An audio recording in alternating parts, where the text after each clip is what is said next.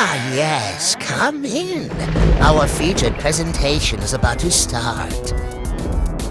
You have entered into cult cinema with the dastardly evil Cheese Film and my partner in crime, Hecubus. This is the Grindhouse Podcast. We're coming to get you, Barbara. Welcome back to the Grindhouse Podcast. I am your host, Cheese Film, and tonight, on a very special episode of To Catch a Predator, Hecubus and I will be discussing The Night of the Hunter. Regarded as one of cinema's most finest films, does this 1955 movie really hold up? Randy Official will let you know. Just having a little fun there. But Night of the Hunter. Night of the Hunter. With highly- Robert Mitchum. With Robert Mitchum, who is probably the second best actor in this. Because I really like that old lady at the end. Oh, Lillian Gish? Yeah, I like her a lot. Yeah. So this has been a highly anticipated movie for me. Yeah, this is the first time I ever saw it. Everybody recommended it to me. They're Yeah. like, "Hey, you gotta watch this. You're gonna love it. It's one of the best movies ever made. It's scary. It's creepy. It'll leave you like feeling icky." And I was let down. And this might be blasphemous to say, but man, I did not think this was as good as everybody made it out to be. Listen, when I was a baby, Uh-huh. my grandparents took me, they were fishing and stuff, and I rolled down an embankment and into the water, and my hair floated up the way Shelley Winter's hair was floating. And that my grandpa said that he, first of all, he had to remember what the movie was. He couldn't remember for years. Then he told me it was Night of the Hunter. I'm like, man, I got to check that movie out. And then 30 years later, I did. And it's kind of a letdown. Yeah, man, I was impressed with that because everybody talks so highly of it. I don't know why. This is a recommended movie. Yeah. We were doing this because, again, Oh, yeah, it recommended was. for the podcast. Yeah, she's never seen it. I think she would probably like it. Well, you would think that, but it's based on a book, on a novel, and it feels seems like like it it. is. Then Yeah. that's really its biggest downfall, I think. That Yeah. a lot of stuff happens that you're like, what's going on? This stuff is jumping around too much, and Too quick. there's not a lot of motivation for it. No. But it probably is in the book. I hope so. I hope I'm the sure it novel is. of this is better than this. Because we'll get into it. So it stars Oh, my phone. Robert Mitchum. Right. Robert Mitchum, Shelley Winters, and Lillian Gish are the big names. And it was directed by Charles Laughton. Yes, You know who Charles Laughton is? I know that name. It's Captain Bligh from Mutiny on the Bounty. Ah, okay. So that's all I could think of. When I was thinking, wow. Because he did a good job as the sadistic captain of a boat that needs to be taken over by the people, by Yes. Mr. Christian. Peter Graves is also in it. And it's like one of his first things at the very beginning. The dad. The dad, yeah. So I'm going to point out some things that I do like. I like some things in it. The tone of this movie. I think the idea of having a man, because they say he's a false preacher, Yeah. but I believe he really thinks that he's got some connection to God. You probably. Because when he's in the car by himself on his way to this town, The car he stole. he's like, "Oh, God's got a plan for me. Yeah, Lead me right. where I'm going." Like, And then he's talking about how many women has it been? How many widows that he murdered? murdered them. Yeah. He's a serial killer before there was a A name name for it. And he's got this. I mean, like right off the bat, you know he's a bad guy. Yeah. But he's got a charm to him where you want to tell the characters that, no, this is danger. Yeah, red right. flag, big red flag. I I don't care. He's got his little stories because he's got tattoos on his hands. One says good, and one says evil. Love and hate. It says love and Love hate. and hate. I'm sorry. And he's got a whole deal where he's wrestling, and everybody's like, oh. Because this takes place during the Depression. Yeah. So these people don't have a lot of good entertainment. They don't have a lot of good entertainment, and they're all very religious. Yeah, they are. Which is another thing I like because it kind of grounds it in a reality Mm-hmm. where, I mean, we live in Tennessee, so a lot of the people around us are constantly talking about how they go to church and they're friends with their preachers and all this and that and this and that. So, like, to have this kind of movie be centered around somebody you're supposed to trust. He's got the story about how, Cain's the left hand, but Jesus is the right hand, and or whatever, and they're fighting, but hate will win, but no, love will win. You can buy it. Uh-huh. And because the hands are all over the place with this movie. Yeah. They're the poster on Vudu. They've got them like this. Yeah. I love it. If you Google this movie, it's the hands. He keeps bringing them up. It's never explained, and I hate it. I hate the finger hands because it could be cut out and you wouldn't lose anything. No, and it's not even your preacher shouldn't have tattoos on his knuckles. On his hands. I don't care what his story is. He still shouldn't have that. Yeah. He could just say that stuff and not have the tattoos on there. I think if he was more like Disney's Frollo, but from the Broadway play, where he really is a religious man who really is believing in God and really thinks that God is, his quest is approved by God, and you slowly get that degradation of he's going insane, and then he puts that on his hands, would have worked. But just to kind of start out there and it's nothing. Yeah. It's just nothing. Yeah. I didn't like that. Yeah, I didn't like it either.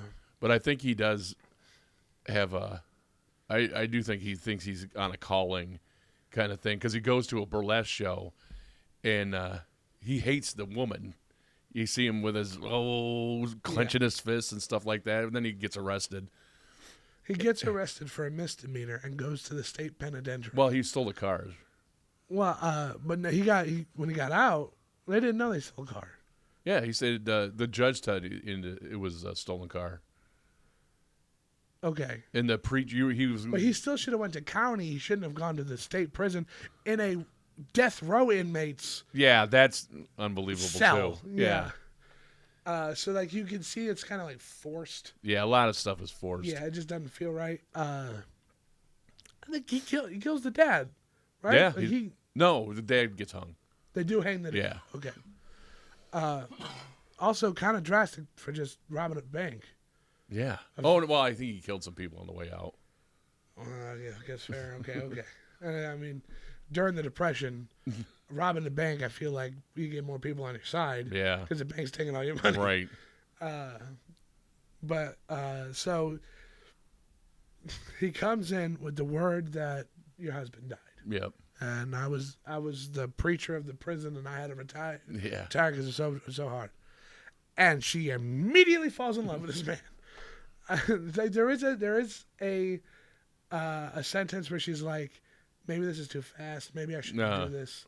But good gosh, the people she works for, that lady keeps pushing. Yeah, like you need to go. Yeah, or before somebody else gets him. Nobody else was going to get him because the dad robbed a bank, killed some people on the way out, got to his house, and he's got 2 little kids. Yeah. And he hides the money in the girl's doll. And when he's in prison with Robert Mitchum, he tells him all that stuff. He has a dream. He's like dreaming and talking in his sleep. And then Robert Mitchum gets it out of him that he's robbed the bank and he's still got the money someplace hidden. He doesn't tell him where, though. And that's the whole thing is Robert Mitchum's trying to get that money. That's what he does. He goes, gets a widow, takes whatever money he can get from her, and then kills her and moves on. And he's going to do that this time, too. But this woman's got 2 little kids. And the boy is like, you can't tell because we made a promise. Yeah. And that keeps the girl in line for quite a while until, and then, all right, so then he ends up marrying Shelley Winters, their mom. He doesn't want to have anything to do with her physically. And she's like on their wedding night, it's like, hey, Henry. Let's consummate he's like, marriage. why don't you just lay down and get your ickiness away from me? He's really repulsed by her. He really is. And, but the reason he gives her, I think, was intelligent because he's like, sex is for making kids. Are you wanting a kid? No. Then lay down. Which is... It's just his way of getting out of it because he get out of it. He doesn't like women at all. He doesn't. And I think that is a very smart thing to put in there because it still keeps her unsuspecting. Yeah, right. And she starts buying his crap more to his preacher stuff. Like she's way too like a cult. Within days, it feels like this could be. God, it could be longer, but this movie feels like it goes by in like a week. Yeah, it honestly, everything is so fast paced, which is something I do like. Because it is, you are not waiting for any scene to happen. Right. It's gonna happen.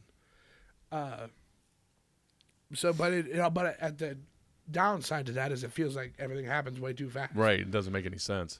But he then. He keeps trying to trick find the money. Yeah. He tries to trick the kids into telling them where the money is. Eventually, he can't take it anymore, and he kills the mother. Yeah. There's a picture you got saved. I like how they've got a wide of it, too, and he just kind of, all the way over arches his arm to stab her, tie her up, throw her in a car, and put the car push the car into the river. The cleanest river I've ever seen. Yeah, I was starting to think maybe this isn't underwater at all. But I think it was underwater, and it was a dummy. Yeah, probably was. They probably shot that in the pool, Yeah, they could, because it was so clean. It was impossibly clean. No dirt on the floor either or nothing. I watched Dementia 13, which has a very kind of similar thing where a woman gets killed and her body is dumped in the river. And it's a very murky river and it feels dirty and she's down there, there's seaweed all over and there's dirt and mud everywhere. This movie should have borrowed from that because it feels silly. It's almost laughable. Almost, yeah. It is. And just the way everybody buys his bull is just kind of laughable. Without question. Everybody's so on board with it. Yeah.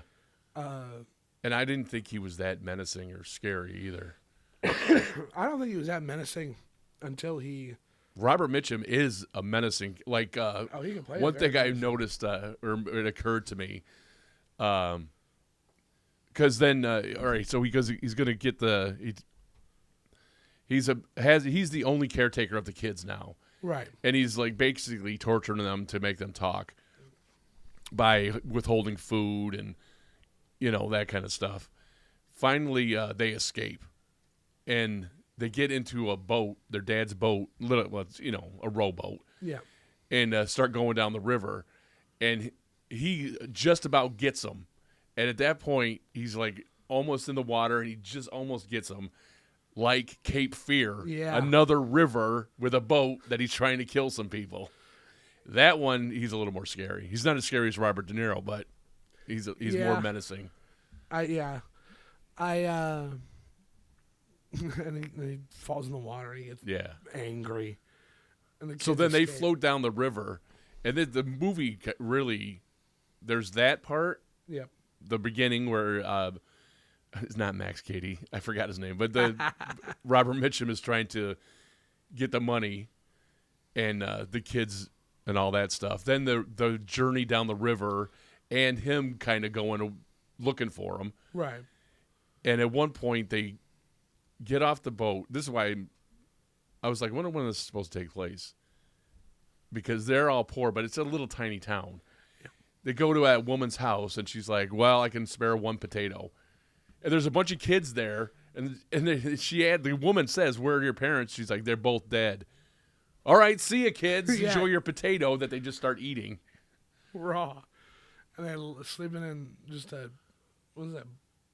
Not a barn, but just a at the end, shack. But Well, they do go into a barn, and then he's on his horse. Yeah, which is a great shot. Yeah, it's a great shot Love with the that. silhouette stuff. That part was great. And he's singing that song. Yeah. That's where I find him to be the most intimidating and scary, is when he's looking for him and he's singing loudly. Yeah. Like, he doesn't feel the need to be quiet.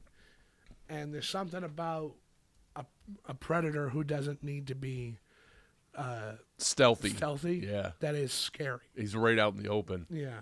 And he stays out in the open. Yep. And it's pretty bold for all of that to happen that way. Yeah. Another, like we just commented, another thing I think to give this movie props for is its cinematography. I think a lot of these shots are immaculate. Yeah, and they use a lot of, it must have been fake, like the farmhouse. Yeah. That has the lights inside of it, and it's like dusk, but it's all silhouette, but with the lights. It looks really great. It looks great.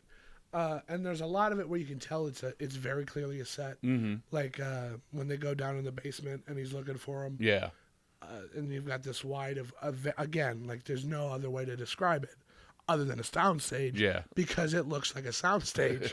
Like even I noticed I've been noticing things a lot lately. So you've got him up here, you got the kids behind the barrel of apples.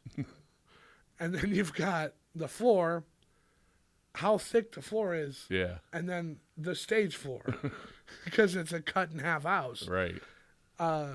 And I say that because we were watching, Courtney, Paulie, and I were watching On the Town, and there's a part where they go up on the Empire State Building, and they have New York, which, by the way, this movie came out before the Trade Center even was built. Right. So it's weird seeing an old movie with New York in it, and they're not there. But you've got, like, it's the whole city, and they're, like, panning over. Very clear corner. And they pan over here, even clearer corner. Wow. And I was like, wow, crap. really? But these movies weren't made to be viewed on a 4K TV. Yeah, that's true. You know, that whole concept wasn't around, and Yeah. now you can see things you've never seen before. Yep. So you got to give it a pass. Yeah. But at the same time, it's kind of fun to joke at. Yeah. You know. That is like a downfall of 4K, or like close-ups that people don't look as good. Yeah. Because they look more real. Yeah. But I like that. I like how he feels like he believes what he's saying, like when he's singing all these songs, when he's saying, "Oh, God's talking to me now. He's telling me to do this." Like Robert Mitchum's a good actor. Yeah. And he's really doing a good job. Yeah. The little boy in this, I forgot his name because I'm that kind of person, but he, I need to look this up. He looks just like the boy who plays Billy in the Stephen King It's not It movie. Like almost identical, which came out in like the 90s. And I want to know if like they're related in any way, because gosh, do they look almost identical. When I was looking up who these people were, nothing said anything like, and then his son went on. Or grandson or anything like that. But the girl, played by Sally Jane Bruce, Charles Laughton, he was part of the casting. This is what he said about her. Oh, God. A repulsive little insensitive pie-faced teacher's pet. And that's why he cast her. Wow. Wow. And the girl really did sing that song that when they're on the boat. They wanted to do it on the boat, but there was too much noise and stuff, so she had to overdub it. Yeah. That's always, an issue when you're trying to get stuff. Yeah. When you're dealing with nature. That's and kids. And kids. Although I think they do they're good child actors. Yeah. I think they. Well, and they're seasoned child actors too, especially the boy. He was on like a bunch of TV stuff and stage and stuff like that. So he was like this was his big break, but he had a lot of miles under his belt already. He was a household name.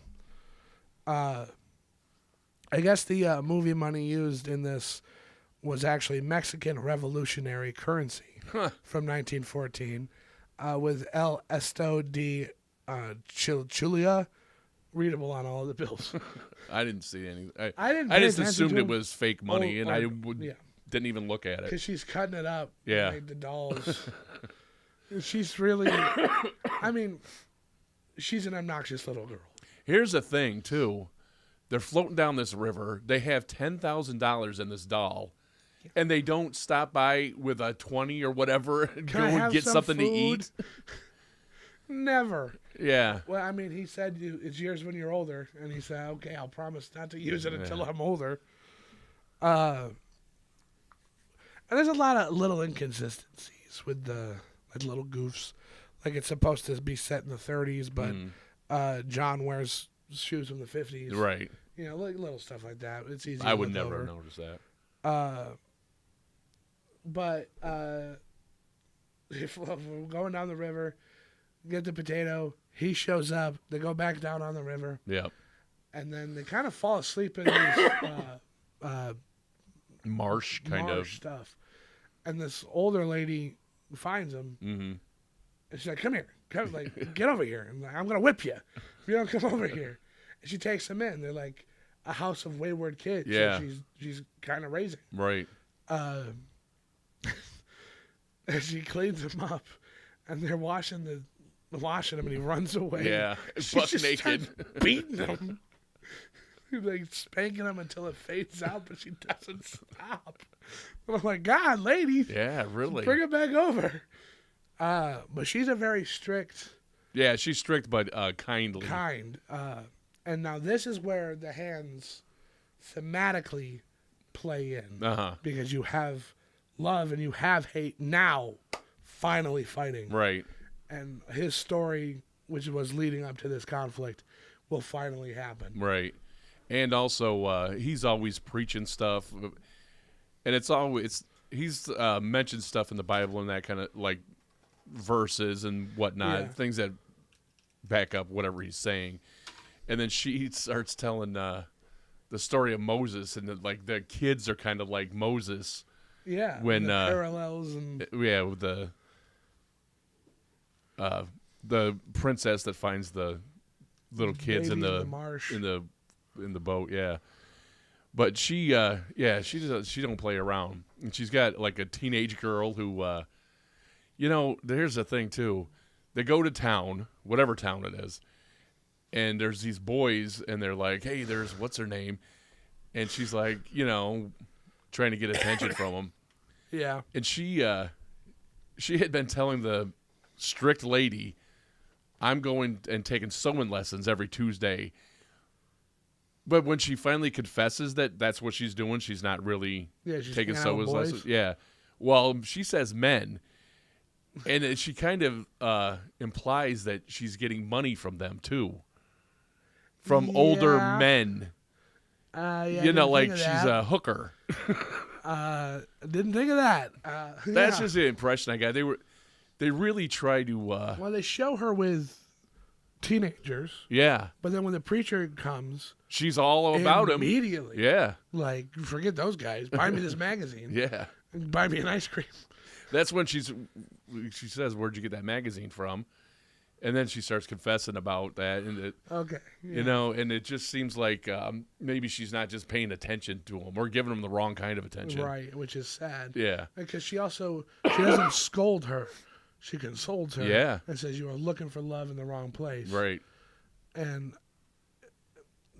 that's where those themes come in, yep. where like it's love, it's kindness, it's it's not you shouldn't have done this, but I'm here for you. And, right. And And then Harry Powell comes, the hate, and she pulls a shotgun on him immediately. Oh my God! I love that because you've got somebody who really does believe it, and then you've got the faker, right? And they're meeting, and she's like, "Oh yeah, it's a good one, yeah."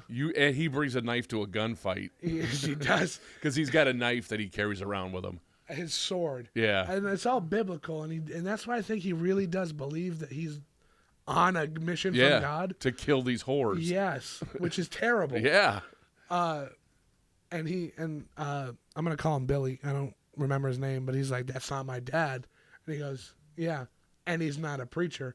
Goes in the house, comes out with a gun. She knows where he's coming from. Oh, right from get-go, yeah. Oh, so on board with that. Yeah. And she does. She protects the kids. Yeah, and she stays up all night. All night long. And then you got I love that imagery, too. You got the owl in Yeah. the tree and the rabbit on the ground. You know, it's a standoff. Yeah. But the owl gets the thing. Yeah. And now it's quiet. And preacher starts singing. And he's sitting outside the window the whole time. This is where I feel the movie gets great. Yeah. Is this last kind of act where you have the battle of love and hate. Mm. I love this. Also, owls are silent when they fly. Yeah. That owl was flapping like a bird. And, it's just a studio film. You definitely had, like, either a producer or the director in the editing bay going, we got to have something there. Right. Or nobody's going to know. Yeah. So there's a lot of stuff like that where it's like, okay, haha. It feels like it's a stage play. Yeah. A lot of times it does. It looks like that too. Yeah. So you have this. Yeah, so she nice calls up standoff. the cops and says, you need to get over here and you better make it quick because I don't know if we'll be here basically when you get here. Right. And she shoots him. She yeah. hits him.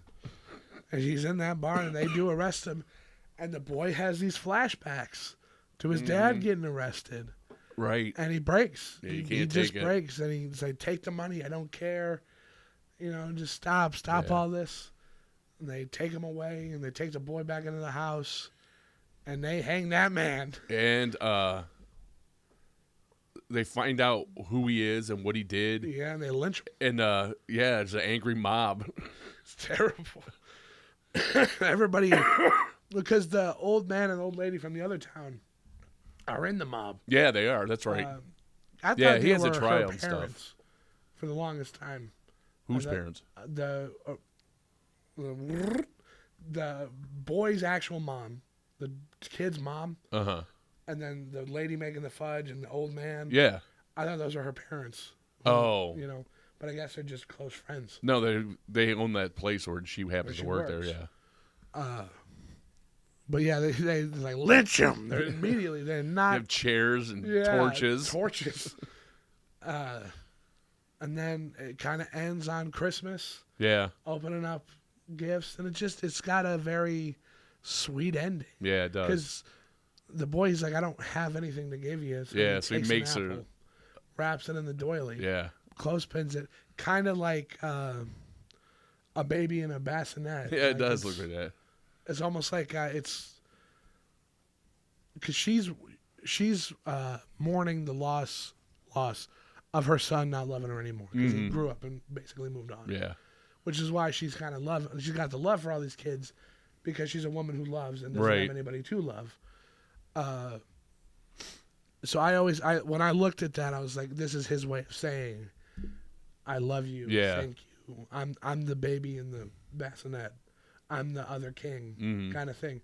Because there's a point where she tells him the story of Moses and the story of Jesus when the Pharaoh's like, kill all the babies. Yeah. And she's like, oh, so there's two kings? Implying that. Yeah, she says, no, there's only one. When they say, well, you told me the other story. He's like, well, okay, there could be two. I thought it was like, it's not the title, it's the man. Yeah, right. It's the merit of who they are, not a fabricated title that somebody gave them. Yeah. I think you're giving it way too much credit. I could be looking way too far into this. I think you are. I don't think they were thinking that. I think the Criterion Collection. No, he's not. You know what? That's fair. I don't have the Criterion version of this, but probably on one of their bonus features is like an hour-long talk with somebody. Yeah, right. About the nuances of the religious aspects to this. Yeah, I think a lot also. The main character, Harry Powell, Robert Mitchum, is a psycho killer, and he's Qu'est-ce que c'est? he's a thief. He kills women, He's trying to kill these kids, and I think they wanted to balance that out with like, or it's rated X for that time. Do you know Yeah. what I mean? Thematically, it's not. And then you got the teenage hooker. They it's had to. got a lot of, they especially gotta- for the 50s. Yeah, I think you got something there that they balanced it out. It's, Yeah. Because without it, it would be just a very, very dark story. and it was not dark enough for me. That was the Yeah. biggest letdown I felt. I didn't think Robert Mitchum was menacing enough. I thought, wow, a preacher with love and hate, that's got to be And great. he's And after it's- these kids. Yeah, Like, yeah, you'd think this is going to be, and I'm kind of right there with you. It's just kind of, it's not dark enough. yeah. You kind of left wanting more, ironically. But, yeah, I mean, I'm right there with you. I think up till the last third of this movie, I think it just kind of, it's a little disappointing. Because it's, again, like, it's got a reputation. It does, and so maybe it's worth checking out again, and we'll change our mind or something because We do that. that can happen. Or like seeing bonus features Yeah. make us appreciate it more. But as it is right now, I agree. As it sits right now. watch Cape Fear instead. Yeah. I don't think it earned Its reputation. its reputation. I don't think so either. It's got a remake that what we were talking right before this episode, like people aren't a fan of. I kind of want to check it out. Yeah, I want would to see check if it out, it too. improves on what I had a problem with, or if it's just bad Right? Is it a remake of the movie or is it a new adaptation of the of the book? novel. Because I think this movie maybe should be remade. Yeah, probably. It could be Maybe- too. Yeah. Very easily. Well, a lot of Lifetime movies are this movie. Yeah. They Yeah, only, they are. Yeah, and it is a lot because I'm not crapping on Lifetime movies, but the man is almost always the bad guy, Right. And you've got and there's kids involved lots of times, and then the woman bests him. Yeah. In most of these Lifetime movies, and maybe that's where it came from. Maybe. Is this the origin of the Lifetime movie? So I'm looking at some of these goofs here on it, and You know what else too? Like the kids are in peril, but I never felt like they were in peril. And when that shark eats that kid in Jaws, you're like, holy shit. Or Michael Myers kills that kid in the 2018 Halloween and then walks by a bassinet with a baby in it. You're like, what's going to happen? Yeah. Never in this movie No. was I ever. I didn't think that little girl was such a piece of it like Charles Laughton did, but I thought she was pretty good. I said she was an annoying little girl in the sense of like being around kids. I know that you're kind of being obnoxious. Yeah, She plays that really well. yeah. She probably wasn't acting. Like she keeps hugging him. Yeah. It's like, oh, we gotta tell him the secret. Yeah. You know, like, no, shut up. So like I sympathize with the boy. I think the boy did a really, really good job. Yeah, he was great. He really kind of carried the first 2/3 of the movie for Yeah. me. But Yeah, another I would like to couple- rather have seen a battle of wills between a kid, an 8-year-old kid, He was the and good- Robert Mitchum. Yeah. It could have been like Home Alone is that way. It's a battle of wills with the adults and the adult kid, child. and it could have. I don't know. It could have been. I just think it could have been better. When he's sitting there teasing him with the food, he's like, "Oh, this is delicious fried chicken. It's a baked chicken." Like there's this little thing. It kind of makes him look like an idiot sometimes. Yeah. But yeah, I think when this movie came out, it was probably more effective I'm sure it was. than it is now because we've got the benefit of seeing things like Blue Velvet. Blue Velvet or Scorsese's Yeah. Cape Fear Yeah. or Or anything else by Scorsese. yeah, for real. So I really hate saying things like this. But Yeah, me it too. just But kinda left me I think we wanting. maybe were too jaded, and it's worth a second look. But I'm not going to recommend it to anybody. I would recommend it to people who like to watch older films, and I would recommend it to people who like watching well-shot movies. Because I stand by the fact that a lot of the imagery in this is just beautiful.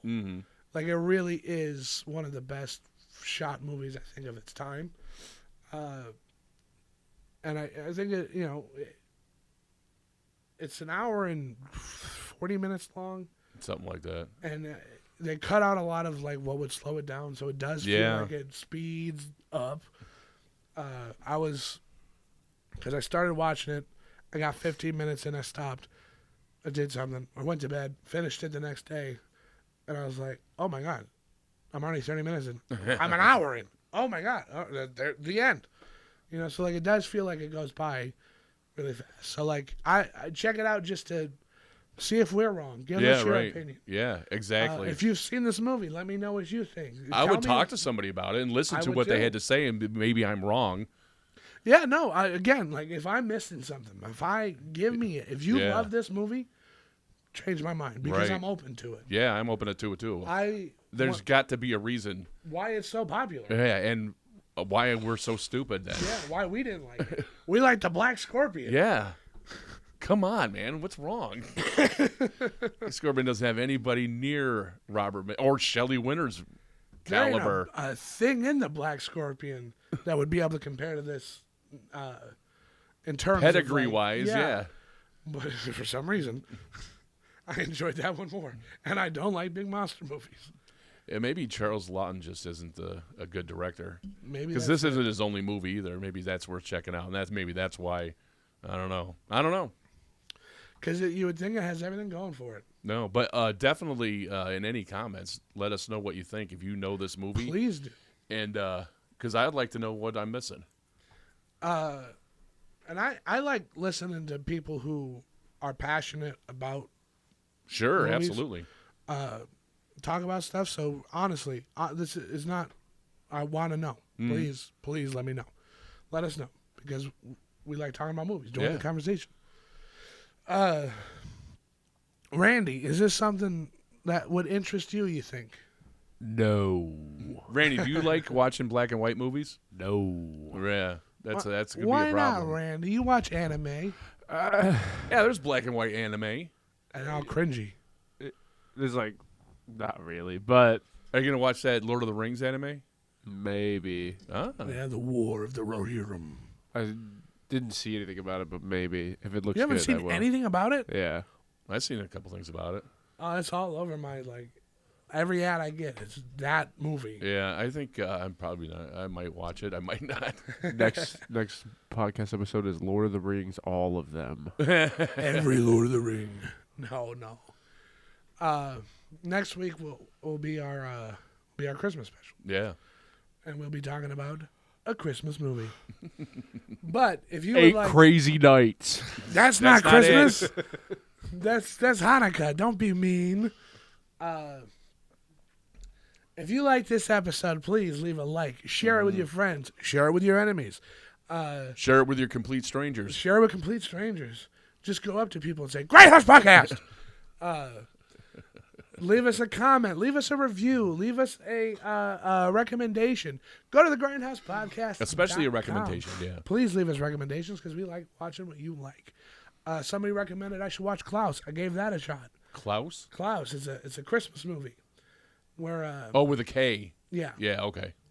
where a postman gets sent to this nowhere town and he runs into this man who makes toys and they deliver them to sad kids. Okay, that's not what I thought it was. No. I was thinking of Krampus. Krampus is another horror Christmas movie. But I like watching movies. He likes watching movies, and we like talking about movies. Man, we do. Every single time we see each other, we're talking about a movie. So please join the cult. Be a part of the podcast. We love it. We love you. Go to grindhousepodcast.com. There's a whole bunch of merch. Yeah. Shirts, coffee cups, magnets, stickers, posters, mouse pads. There's anything you can think of because I wanted it. So I put it on things. But yeah, we love film, so we like talking about it. I have been Cheese Film. And I am Hecubus. And I'm Randy Official. Yeah. And this has been The Grindhouse Podcast. Jeez, Phil.